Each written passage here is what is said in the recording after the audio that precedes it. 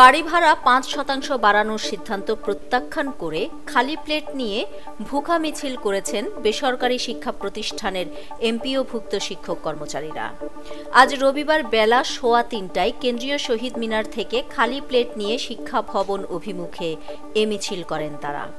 অন্যদিকে বাড়ি ভাড়া বাড়ানোর ঘোষণার পর আন্দোলনরত শিক্ষক কর্মচারীরা ক্লাসে ফিরে যাবেন বলে আশা করছেন শিক্ষা উপদেষ্টা অধ্যাপক চৌধুরী রফিকুল আবরার।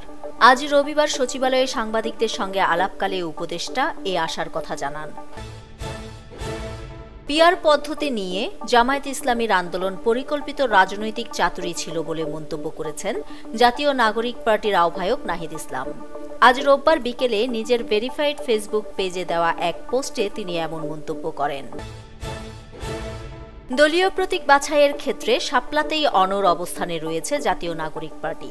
একই সঙ্গে প্রতীক অন্তর্ভুক্তি বা বাদ দেওয়ার ক্ষেত্রে কমিশনের বিদ্যমান নীতিমালা বা মানদণ্ড কি সে ব্যাপারে নির্বাচন কমিশনের পক্ষ থেকে লিখিত ব্যাখ্যার দাবি জানিয়েছে দলটি।